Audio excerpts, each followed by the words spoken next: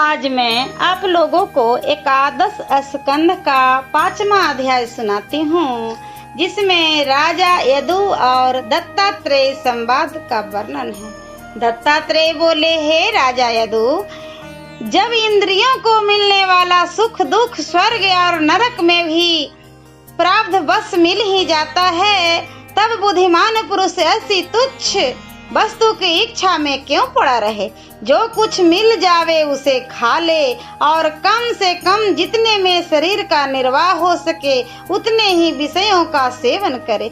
इस संबंध में मैं अजगर को अपना गुरु मानता हूँ। जैसे अजगर कोई उद्योग नहीं करता और जब तक नहीं मिलता यूं ही भूखे पड़ा रहता, वैसे ही योगी को खाने के लिए निरुद्योग कर रहना चाहिए। और जैसे समुद्र अक्षोभ होता है, वैसे ही मनुष्य को सर्वदा क्षोभ रहित रहना चाहिए।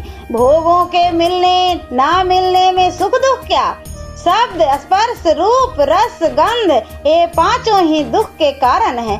इस शब्द में मेरे 5 गुरु हैं। भौरा, हाथी, हरिण, मछली, पतंग।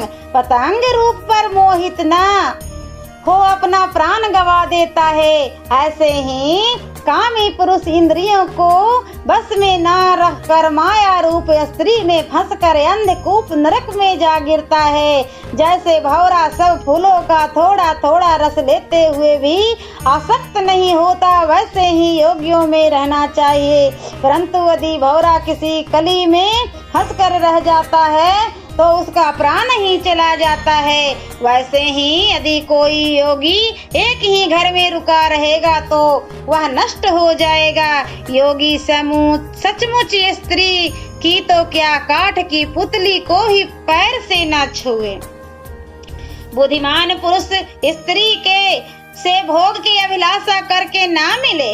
यदि स्त्री में मन लगाएगा तो जैसे हाथी हथीनी में मन लगाकर अपने से अधिक बलवान हाथियों द्वारा मारा जाता है, वैसे ही वह भी उस स्त्री के दूसरे जारों में मारा जाएगा।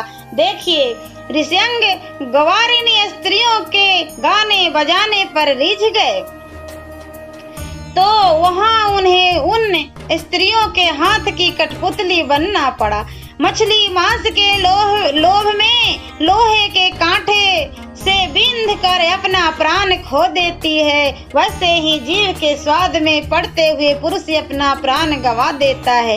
इसके अतिरिक्त पिंगला नाम की वेश्या भी मेरी गुरु है। जिस प्रकार पिंगला को अपने कर्म का पश्चाताप हुआ, उसी प्रकार प्रत्येक मनुष्य को अपने कुकर्मों का पश्चात करके वैराग्य धारण करना चाहिए। यह पिंगला वेश्या राजा विदेह की नगर में रहती थी, जो ईश्वर को भूलकर सदैव सुख की इच्छा में पड़ी हुई अपने जार की खोज में रहा करती थी। परंतु जब उसे ज्ञान हुआ तो वह भगवान की शरण गई और उसका उद्धार हुआ।